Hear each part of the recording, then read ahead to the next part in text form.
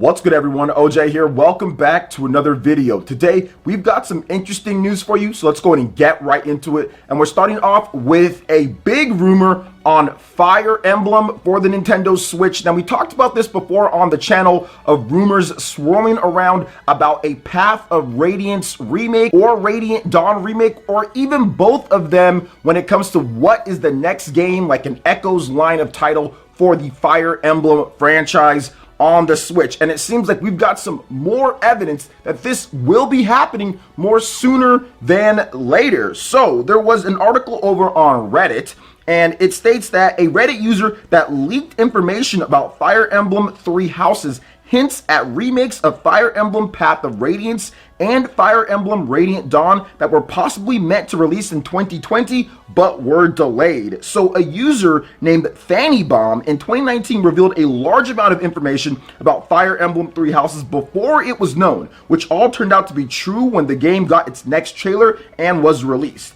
Now, ever since the beginning of 2020, the Fire Emblem Heroes mobile game has been having an unusually high amount of Fire Emblem Path of Radiance / Radiant Dawn related content, such as seasonal variants of these characters appearing every month in 2020 only, and the pattern of the game subscription service, the Fire Emblem Heroes Pass, being broken recently by one of the protagonists from these games. A statue of the duology's main protagonist was also recently released. Now, users on the Fire Emblem Heroes Reddit page discussed the pattern and speculated something minor, but then Fannybomb replies by saying that they think this is something much bigger. Now, in response, another user then speculates that these characters might have been released throughout 2020 to coincide with the remakes, but the remakes were delayed while the mobile game content was not. Now, the leaker Fannybomb then replies to the comment specifically with the emoji eyes, possibly hinting that what this user is speculating is true, and these supposed remakes of Fire Emblem Path of Radiance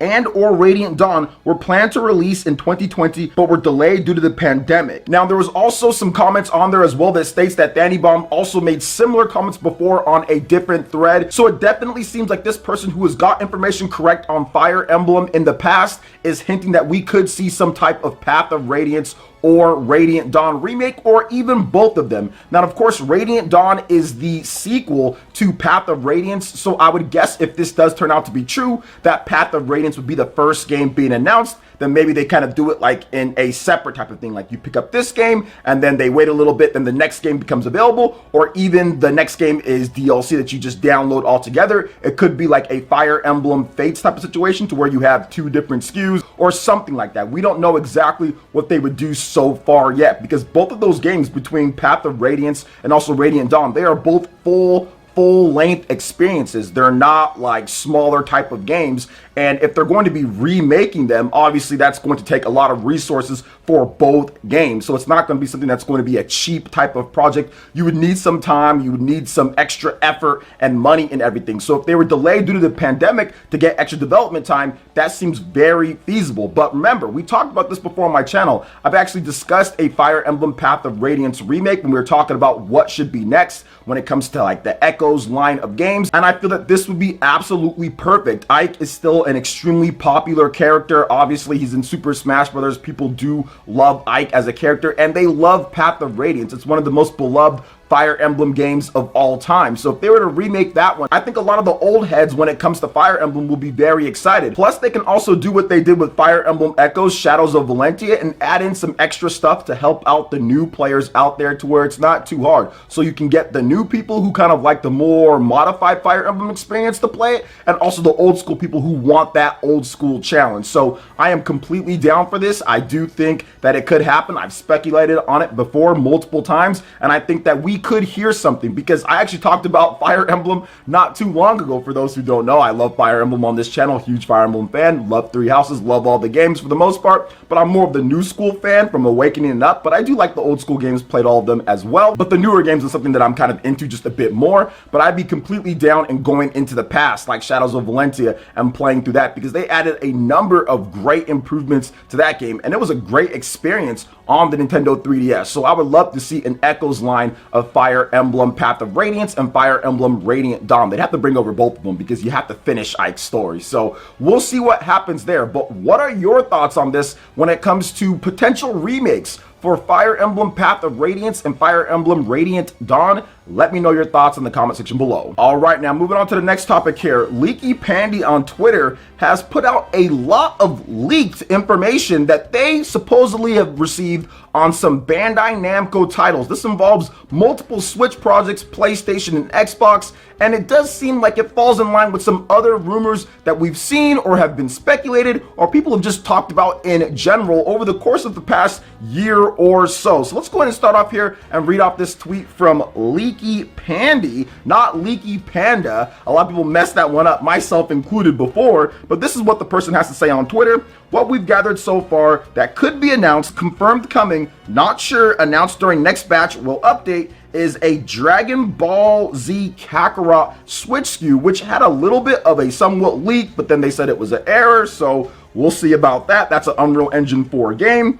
Then Tales of Destiny on the PC, PS4, Xbox One, and Nintendo Switch, and this has been clarified to be the actual better version that was revised, not the original version, so if they did bring it over, that would be a very good game as well. Next up would be Tales of Arise on Xbox Game Pass, which when you look at what they've been doing recently with Japanese RPGs on Xbox Game Pass, that makes a lot of sense. Octopath Traveler, Dragon Quest XI Definitive Edition, all of those were Xbox Game Pass. They had Yakuza Like a Dragon. They've been doing a lot of Japanese RPG Xbox Game Pass stuff, Outriders, so I can definitely see them working out some type of deal to get this big RPG, which probably wouldn't sell normally on an Xbox platform, but actually have that. Then if you go back, remember Tales of Vesperia, Xbox did do that deal back in the day to have that as an exclusive for quite some time on the Xbox 360. So they do have a little bit of a soft spot for the Tales series.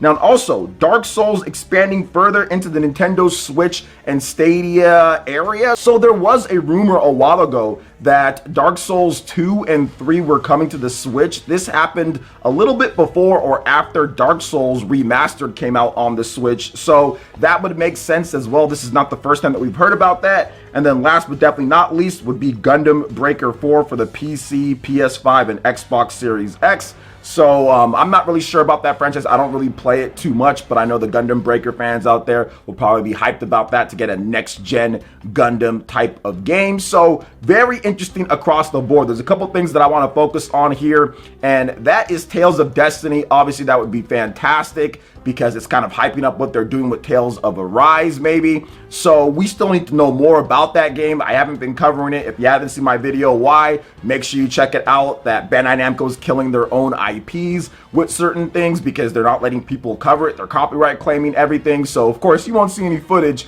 of Tales of Arise on here when I'm doing this video, but I think that would be a good pickup for the Xbox Game Pass, even if people aren't really subscribing to the service to buy that. Those who are subscribed, they're like, wow, I can play this big, huge reboot of the Tales franchise on Xbox Game Pass day one, so it's great for those who want to get it there.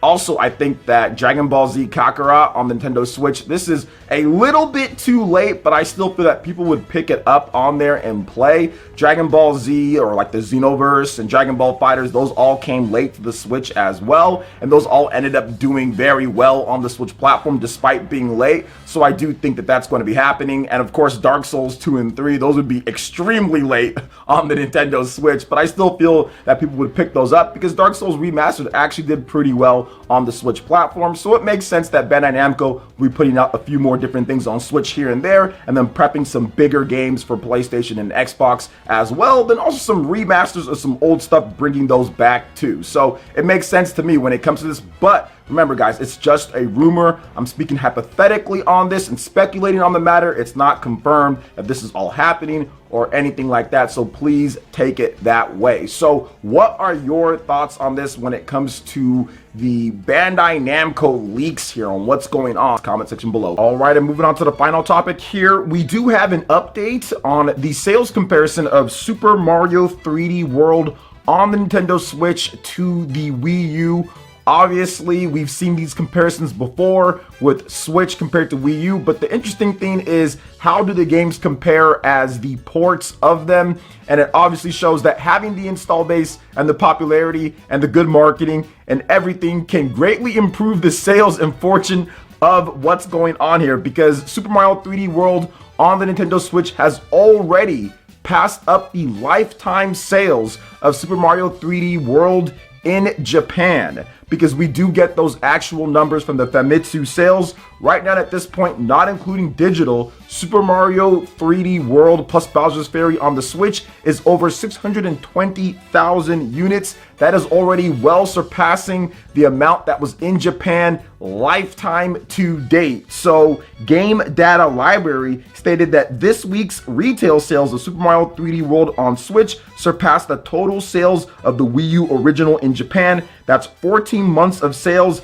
outdone in 8 weeks. So very impressive right there when it comes to the Switch. And obviously the Switch is always going to do better for the most part with these ports. It doesn't matter what the game is, because you have the install base, you have the portability factor, you just have the convenience of the Switch platform, whereas there was limitations with the Wii U and what you can do, especially for a country like Japan that does like the portable type of systems, mobile type of atmosphere, and to have a Wii U gamepad tethered to home and not be able to take that out there was definitely something that didn't sit well with lots of people, but definitely in Japan, where it never just clicked. Whereas you get a game like 3D Mario, which isn't necessarily as big in Japan as some of the other games that Nintendo has, but it does significantly better because it does have that mobile or portable aspect, in addition to that home console type of play. Or if you have a Switch Lite, you can just play anywhere that you want, regular portable as well. So it just makes sense, and obviously the sales are doing extremely well, and it should get to the million seller range in Japan alone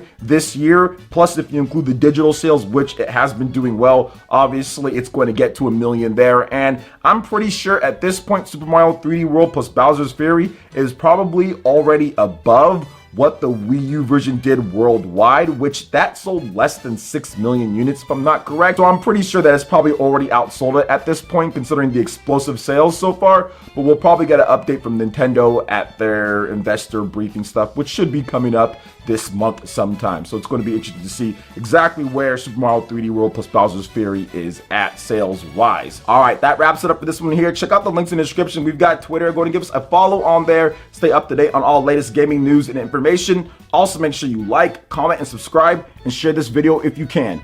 Thank you so much for watching, and we'll catch you for the next one. Peace.